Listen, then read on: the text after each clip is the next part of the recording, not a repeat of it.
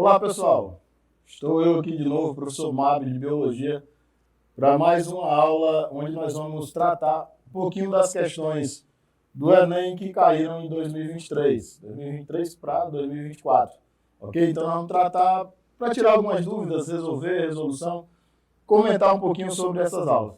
Nessa aula de hoje, nós vamos falar um pouco sobre reprodução. Então, primeiro eu falo a teoria, alguns conceitos que são necessários, e logo em seguida a gente faz a questão, ok? Então vamos lá.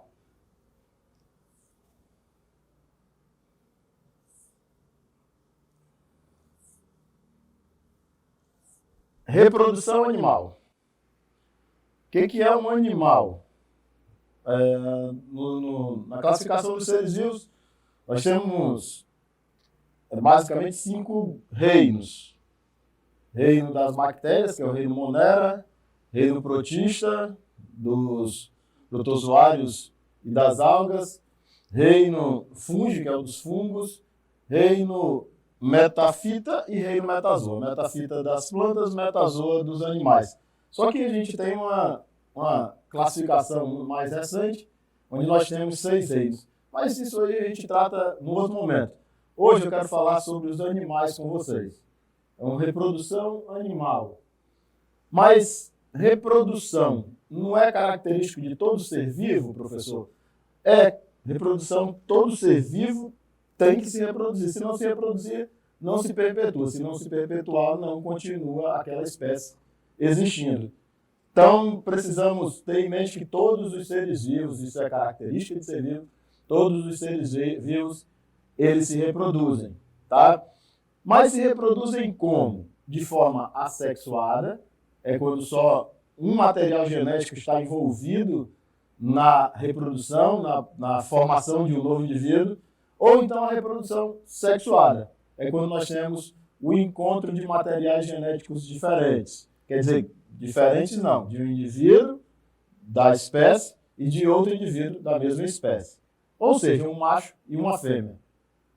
Genericamente temos isso, ok? Então a netinha perguntou lá para a vovó: Vó, eu estava na escola e vi um amigo meu comentando que ele nasceu devido ao método artificial. Bom, reprodução artificial dos seres humanos, isso é normal?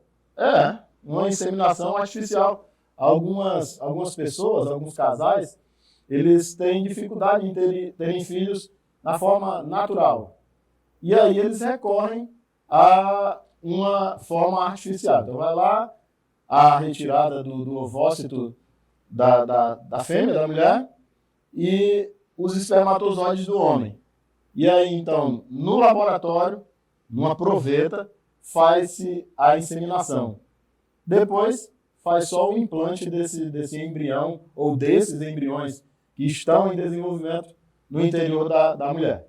Ok? Então, esse é o método artificial. Mas nada de muito anormal, não. Então poderia me dizer o que é isso?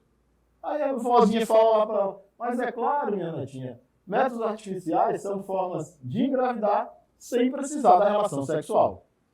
Ok? Desse jeito que eu falei para vocês. Lá numa proveta, ou seja, numa vidraria de química.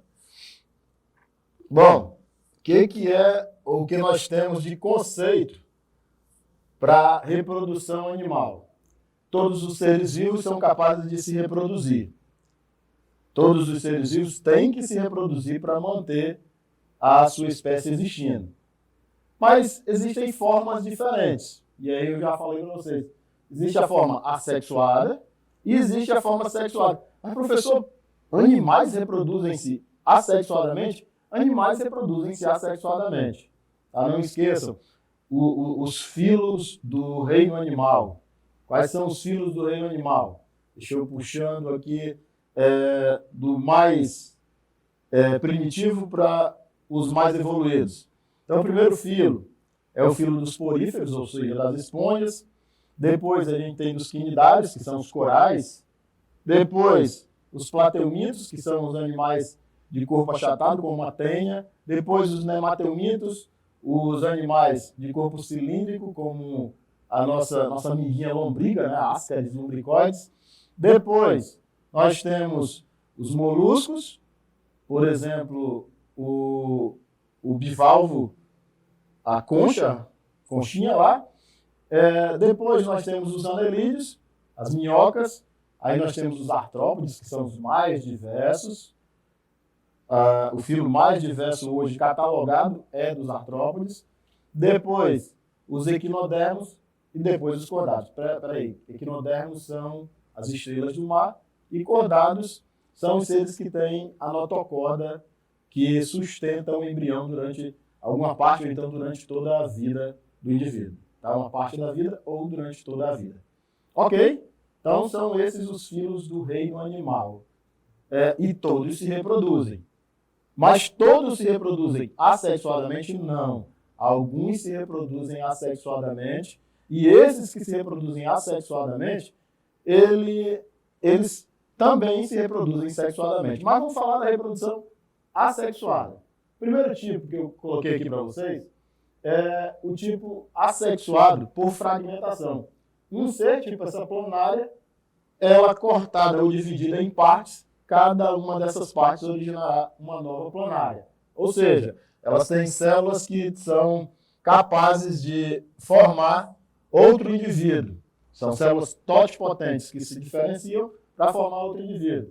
O brotamento é quando o indivíduo ele forma, a partir de um grupamento de célula indiferenciado, um novo indivíduo que vai saindo como se fosse, eu gosto de pensar assim, como se fosse um galho saindo de uma planta, de uma árvore. Tá? Então, aqui no desenho, vocês percebam que tem uma esponja e dessa esponja surge um broto. Esse broto pode viver toda a vida dele junto do indivíduo matriz, ou então ele pode se desprender e ir para lá e ter sua vida individualizada lá fora. Ok? Então isso aqui é um tipo de brotamento ou broto. E o outro tipo que eu coloquei aqui para vocês é a gemulação. Ainda nas esponjas, há um tipo de célula que se chama amebócitos. Esses amebócitos se diferenciam a arqueócitos. Esses arqueócitos são produzidos no momento em que o ambiente se torna desfavorável para essa esponja, quer dizer, ela percebe que, quimicamente, né, que esse ambiente não está favorecendo a sua vida. Então ela forma arqueócitos. Esses arqueócitos, eles são liberados e assim que o ambiente se torna favorável, eles germinam, eles desenvolvem uma nova esponja. Ok? Então, em sua grande maioria, é quando o ambiente é desfavorecedor e, posteriormente, favorecendo, ele se desenvolve. Então, para manter a espécie existindo. Ok? Aí agora nós vamos falar do que a gente mais acredita que sejam os tipos de reprodução dos animais. Então, reprodução animal vai ser sexuada também. Como é que é? Ou qual o conceito que eu tenho de reprodução sexuada? Ela é a reprodução que acontece quando um indivíduo produz uma célula que fecunda ou que se junta com outra célula para formar um novo indivíduo. Ok? Nesse momento, existe a fecundação externa e a fecundação interna. Como é que é a fecundação externa? É quando o gameta masculino encontra o gameta externo, né? Quando o gameta masculino encontra o gameta feminino, que está fora dos indivíduos matrizes. Nem está dentro do macho, nem está dentro da fêmea. Está no ambiente. Então, reprodução animal. Em sua grande maioria, os animais se reproduzem sexuadamente. Como é que é mesmo a reprodução sexuada? É quando um indivíduo forma uma célula ou um gameta que vai se encontrar com um gameta de um outro indivíduo. Ok? Às vezes, pode ser que o mesmo indivíduo forme os dois gametas e haja a autofecundação. Tá? Mas essa fecundação ela pode ser interna ou externa. Externa, quando que é? Ou como que é? É quando o gameta formado ele vai encontrar o outro gameta fora do corpo de um dos indivíduos matrizes. Ok? Então, um exemplo disso é quando um sapo fêmea libera um ovócito, esse ovócito lá na água, ele vai se encontrar com um espermatozoide que vai ser lançado por cima. Não sei se vocês já perceberam alguma foto ou algum vídeo onde um sapinho está em cima do outro. Ah, então eles estão tendo relação sexual. Mais ou menos. Esse sapinho, ele está estimulando a fêmea a liberar os ovócitos, o que está em cima. E aí, logo em seguida, ele libera os espermatozoides. Isso na água. Então, isso é fecundação externa. Geralmente, fecundação externa acontece em ambiente aquático. Tá? Não acontece fecundação externa no ar. Não, um ganso vai fecundar externamente uma gansa. Não. Ok? Então, isso sempre vai ser na água. Tá valendo? Anfíbios, peixes sempre fazem isso. E a fecundação interna? A fecundação interna é quando um indivíduo ele libera espermatozoide ou gametas que vão encontrar o ovócito dentro do corpo da fêmea. Tá? Isso também acontece no cavalo marinho, que é dentro do corpo do macho. Tá? Professor, só as fêmeas ficam grávidas? Não, às vezes os machos também ficam grávidos. Ok? Bom, então tá. Fecundação interna e fecundação externa, já sei o que é. Existe também uma classificação que temos que dar a respeito dos ovos. Os indivíduos são classificados quanto aos ovos formados. O que é um ovo, professor? É quando o espermatozoide fecundou o ovócito, a gente chama esse ovócito de óvulo, geralmente, e aí a junção deles formou a célula ovo. Esse ovo desenvolve-se no interior da fêmea.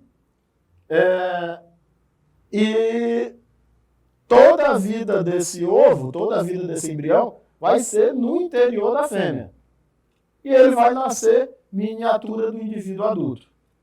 Chamamos isso aí de animais vivíparos. Mas, às vezes, esse ovo formado ele vai ser liberado para que ele desenvolva externamente a fêmea. Então, nós chamamos ou classificamos esse indivíduo, esse animal, de animal ovíparo. Ele põe ovos. De acordo?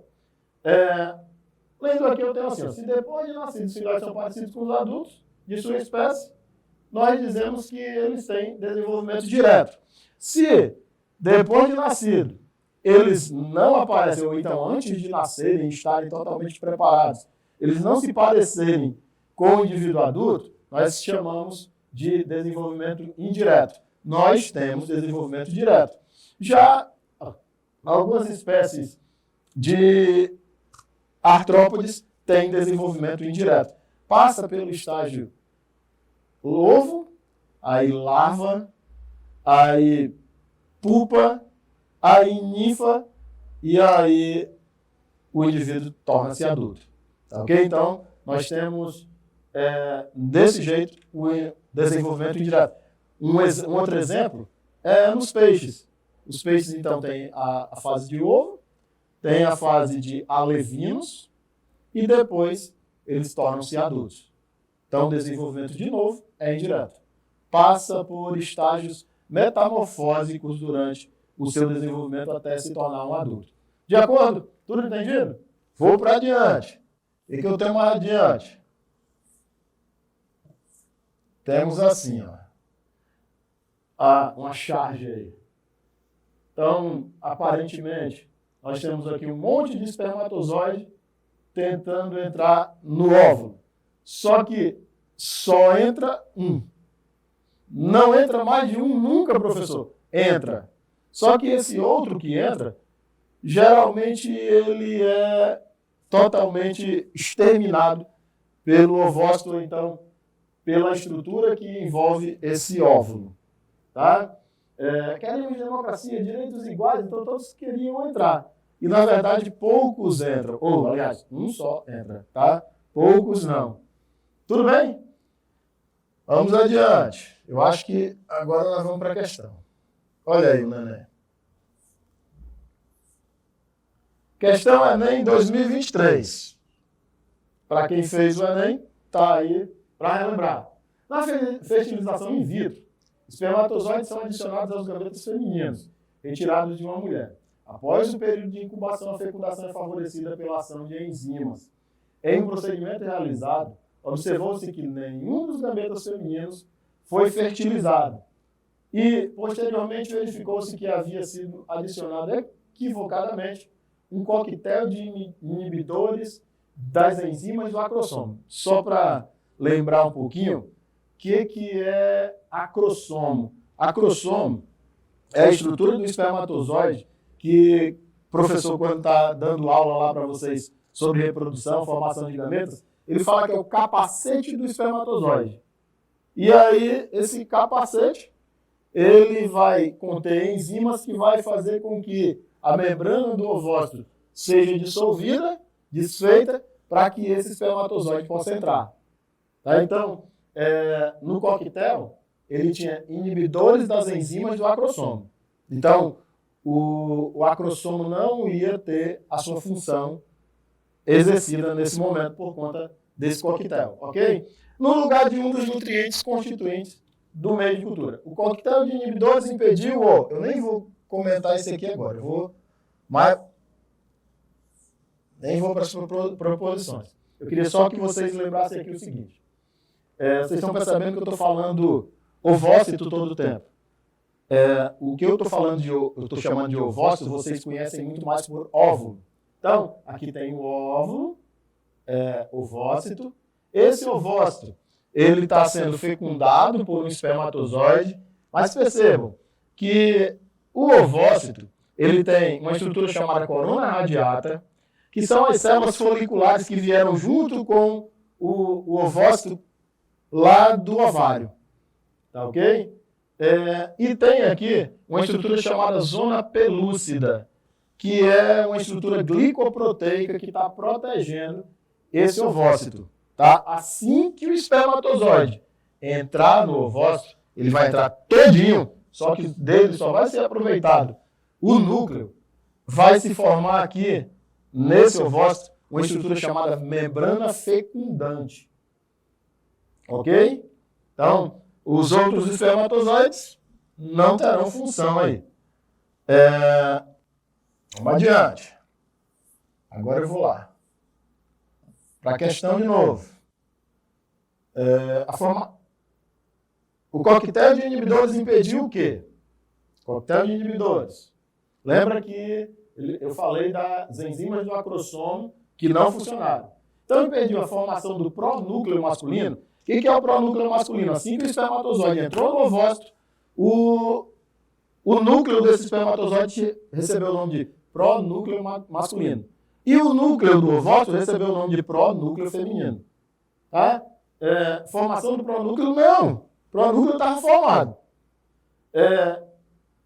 O coquetel de inibidores impediu a divisão mitótica do zigoto. O zigoto ainda não estava em formação, não. Ainda estava faltando alguma coisa para ele ser formado. Ele impediu o término da segunda divisão meiótica do ovócito. Nós estamos falando de divisão meiose, de divisão meiótica, e nesse momento nós estamos partindo da primeira divisão para a segunda. Tá? Ainda não. A passagem do espermatozoide pela corona radiata e pela zona pelúcida, se impediu que o acrossomo liberasse suas enzimas e essas enzimas funcionassem, então esse aqui parece que está mais correto. A passagem do espermatozoide. E por último, a fusão das membranas plasmáticas do ovócito e do espermatozoide. Não funde, tá? Entra. Então a resposta correta seria a letra D. Passagem do espermatozoide pela corona radiata e pela zona pelúcida. Ok? Beleza? Pessoal, então, por hoje é só. Próxima aula a gente continua. Valeu, fiquem com Deus, um abraço.